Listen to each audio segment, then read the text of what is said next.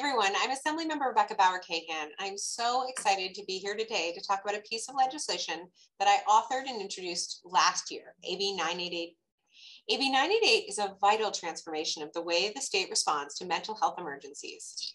In 2020, the federal government set up the 988 hotline to serve as a nationwide suicide prevention and mental health crisis hotline, replacing the previous 10-digit number with 988, a much easier number to remember. All states must implement some version of this line by July of 2022. This provides us an opportunity here in California to build something special that will provide a much needed change to how we address mental health emergencies. AB 988 will do exactly that. In California, the 988 hotline will be active on July 16th, which is right around the corner.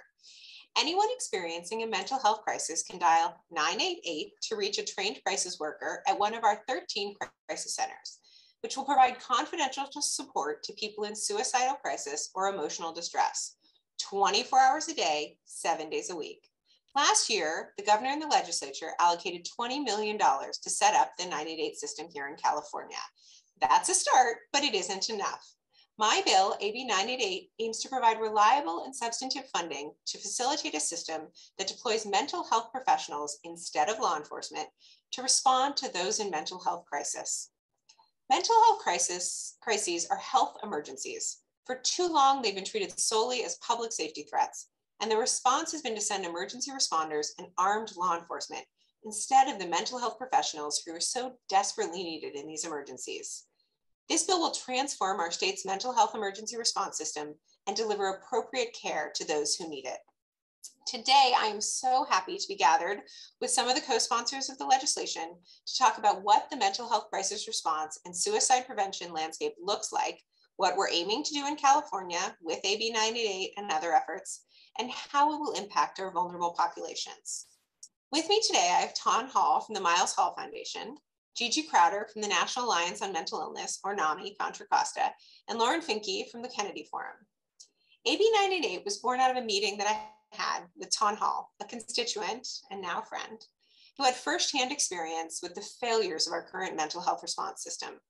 Taun is the mother of Miles Hall, for whom the bill is named.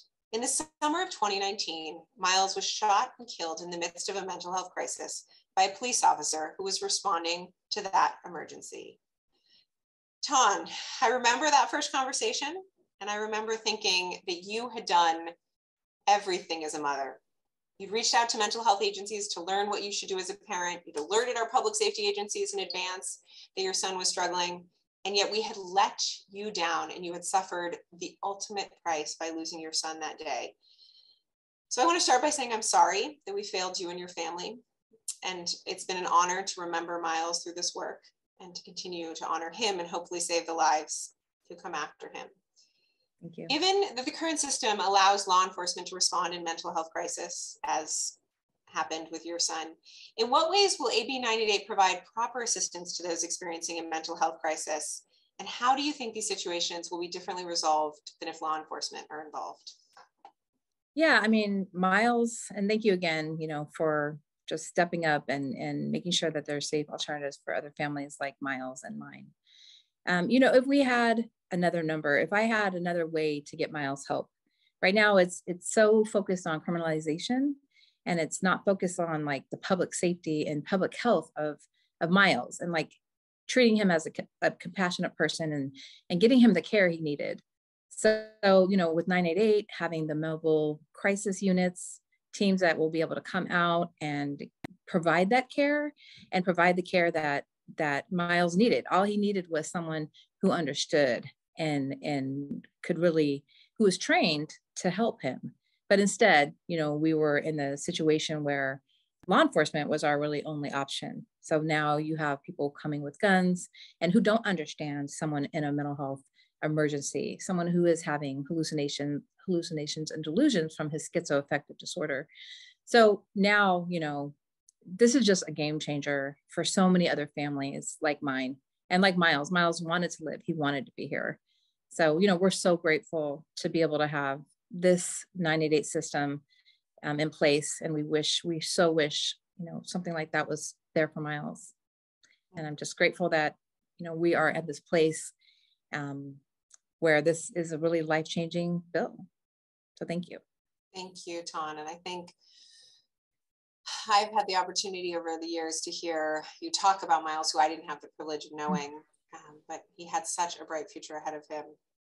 Absolutely. So sweet and kind, someone who, when you think of someone being killed by a police officer or law enforcement, you just automatically think criminal, right?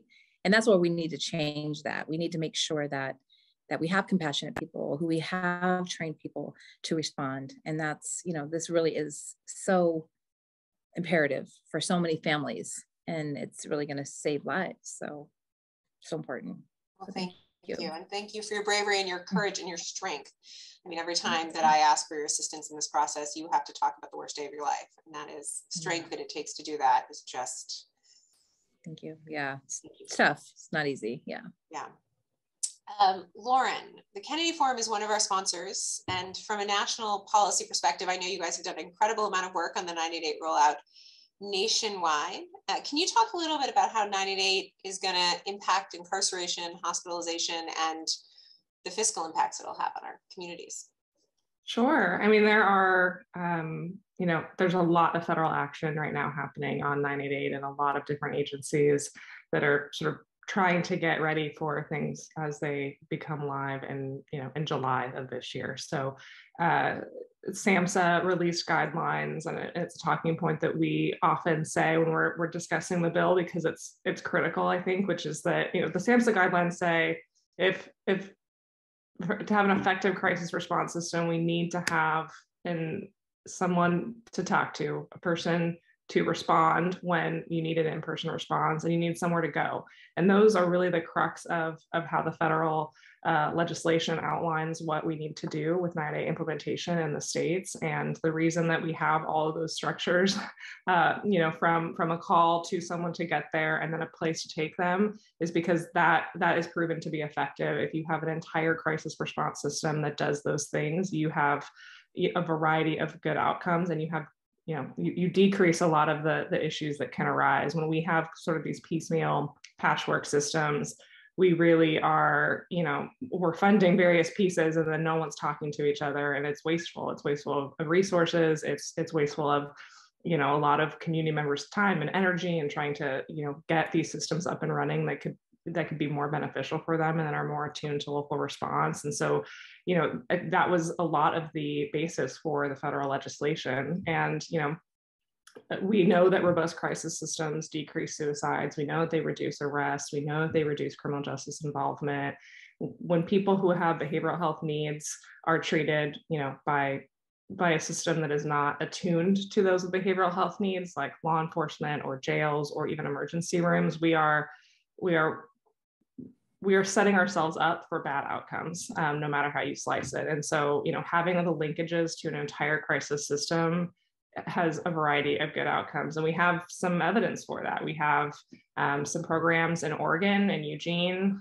They spent $2 million on a CAHOOTS program, which was, their sort of crisis response system. And they saved $14 million just in that first year. That is an incredible amount of money saved right off the bat. And, even if there's only long-term impacts, it's still worth it. But even just to have such short-term impacts, there's no way we can say no to something like this if we're thinking about it just from a financial perspective. But, we're also, that's not the only important thing, right? We care about outcomes for people. We care, for every dollar that's not spent on an emergency room, it's because it's being spent in a more appropriate place, like getting someone appropriate crisis response and getting them something that is more attuned to their needs. And so every dollar sort of represents a better and more appropriate care for a person, and that has to do with better outcomes and reduced hospitalizations.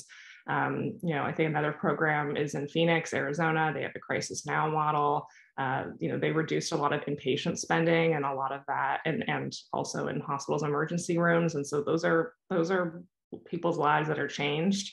And we also see that Tucson has had similar results as well, and they've also been able to reduce the amount of law enforcement and also emergency medical services response. So they've been able to really, pull response away from that into better behavioral health crisis responders and training and calling. And so I think as we build out a crisis continuum as a state and we think about implementing AB 988, we're really pulling together all of those, various disparate pieces as a state, and we're vowing to think about what our outcomes will look like and what our dollars will go to. And that's, incredibly valuable. And we should have done this years ago. And the second best time to do it is now. So there's a lot of precedent. I think California really has a chance to be a leader here.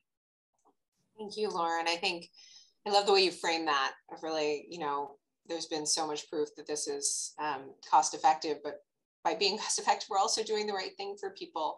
And it impacts so much of what Californians care most about right now. I mean, a third of our unhoused population is suffering with mental illness, right? And so again, we're failing people, and it's resulting in people losing their homes, losing their lives. 25% of officer involved shootings are people in mental health crisis, and bad outcomes, right? So let's move in a direction that better serves Californians and those suffering. And it's been so fun to see here in California what we saw in Washington, which is broad bipartisan support for getting things right for those with mental health crisis. And I think a large part of that is this touches every one of us in some way.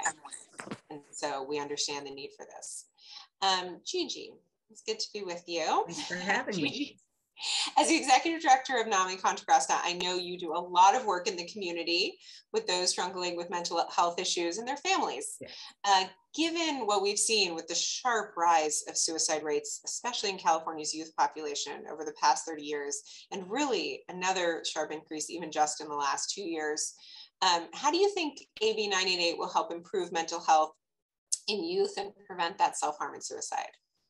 Oh, it's going to be a total game changer. I mean, when you think about working with families and sharing, as we do at NAMI Contra Costa, the former 1-800 number, which is 9 digits, so hard and difficult to remember, having a number like 988, where individuals know that they can pick up the phone and talk to someone who can kind of help ground them in what they're dealing with. We know that when people have completions of or get rescued prior to a suicide, they're always thankful. They're always very thankful that they weren't successful.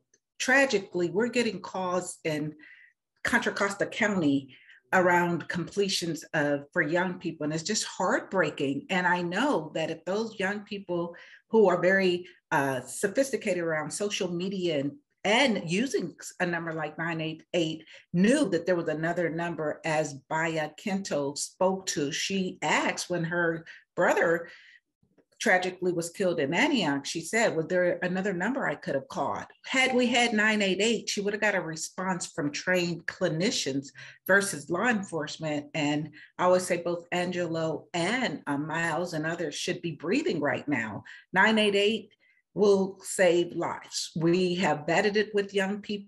We at NAMI Contra Costa started working with more focus on prevention and young people, and the information we get back from them is they just needed someone to talk to. They had gotten to a place where they felt like they were hopeless. And, we're experiencing COVID. So the numbers have increased drastically. 988 is timely. I am so appreciative of the fact that when the Hall family talked to you, that you were receptive, because this is something that just needed to happen.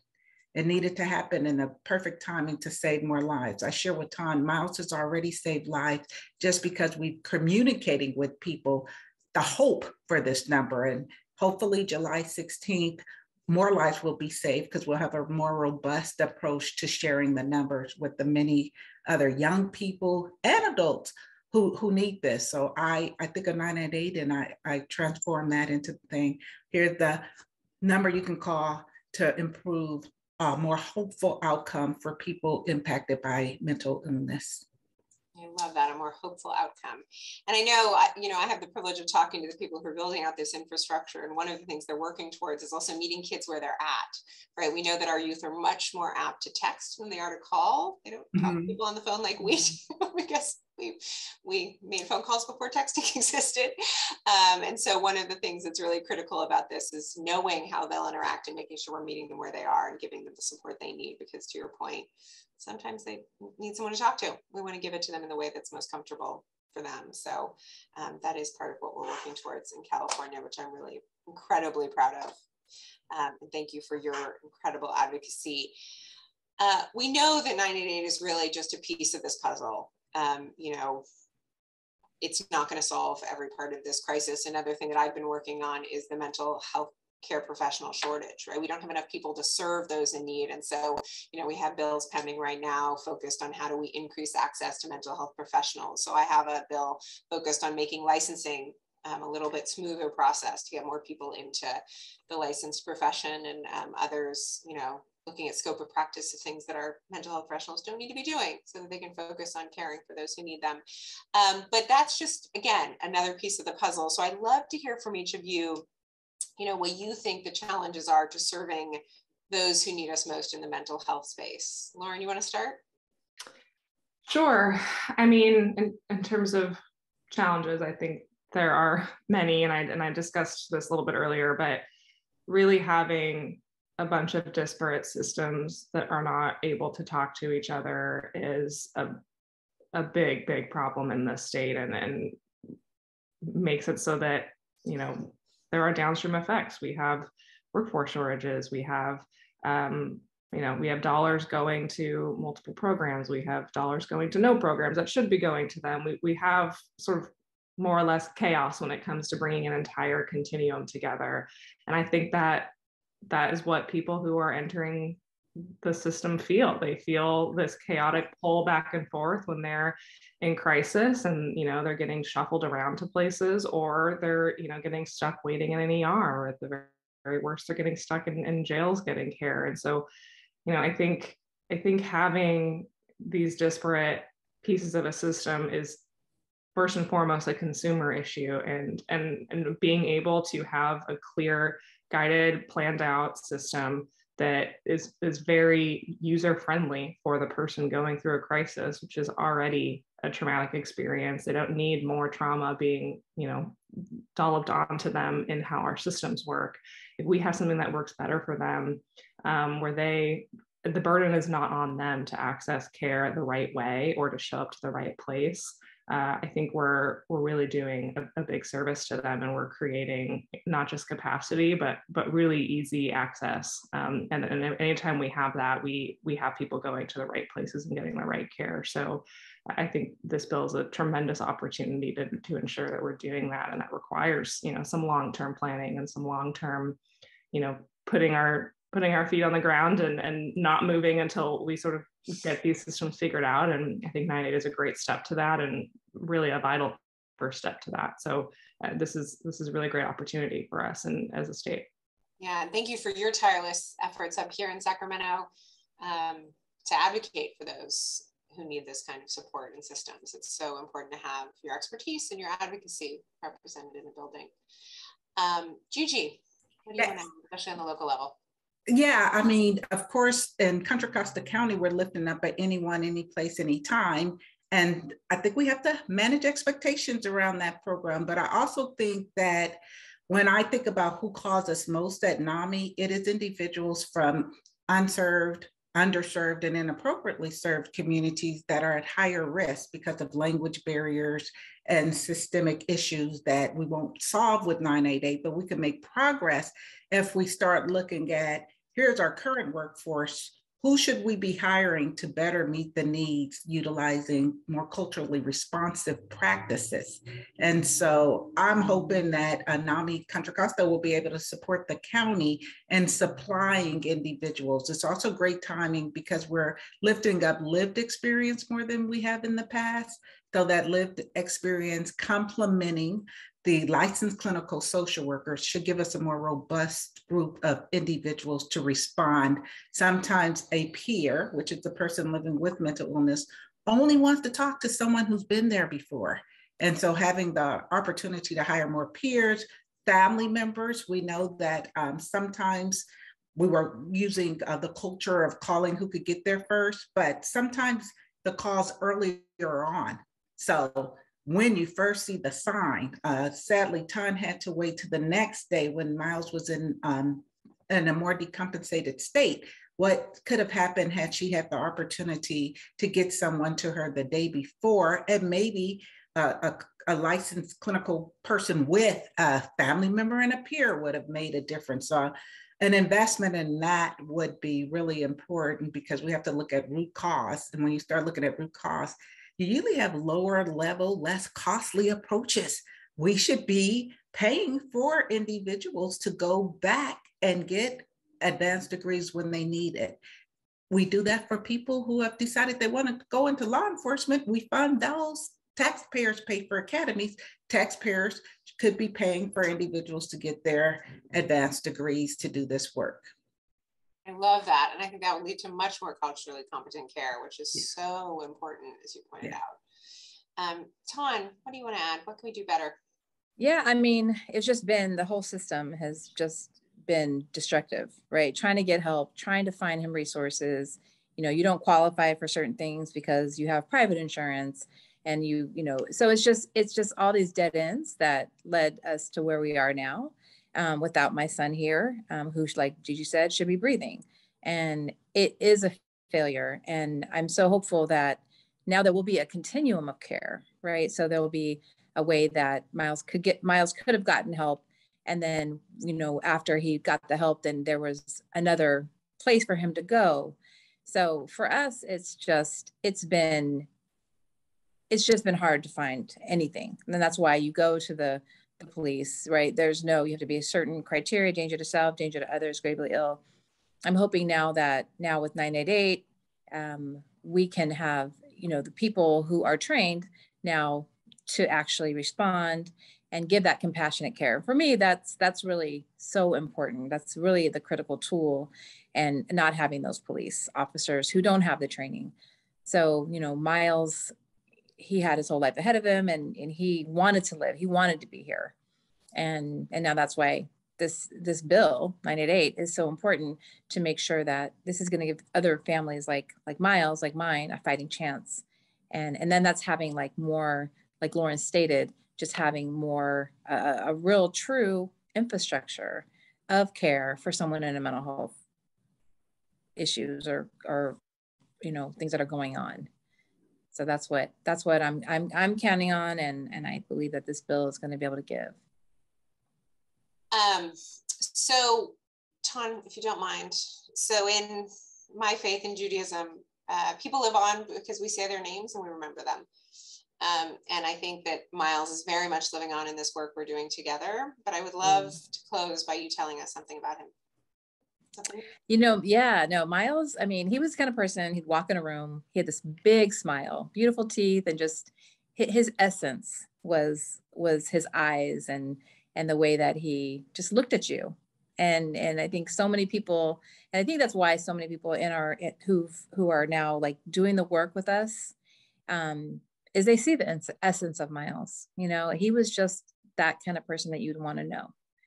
And, you know, I remember just people telling me, like his friends, that he was so inclusive. He always had a seat for them at the table when they were eating, or he just brought everybody in. And that's just something that's really important. And he's doing that now even in his death. So, yeah. So absolutely. He's special guy. Yeah, he did. And so many other people too. Yeah. Well, thank you for that. I think that, you know, it's been really an honor to be in partnership with all of you on this, and remember him in that way. He deserved so much more than that, but at least this. And so with that, we're going to close by telling all of you that we need you to speak out. We need your help to make this legislation possible, to help us make Miles' legacy a reality. This bill is so important, as you heard, and it has the potential to be life-changing and life-saving for some of the most vulnerable people in our state and in our communities. Separate from my bill, I want you and everyone you love to know that the 988 system in California rolls out on July 16th. So make sure people know they have an easy 3-digit way to reach the help that they need when they are in crisis or thinking about suicide. In partnership with the Discovery Counseling Center in Danville, I'm co-hosting an art contest to engage youth across the district in publicizing the rollout. So you can find more information there at www.lifeline988.org. And again, you can find more information about 988 and its rollout at 988california.org. Thank you. Thank you for watching. Thank you for being partners in revolutionizing and changing the way we care for those suffering with mental illness here in California. We have a lot of work ahead of us. This is just the beginning, but with these powerhouses, I actually am really, really hopeful. So thanks for being in conversation and partnership, all of you.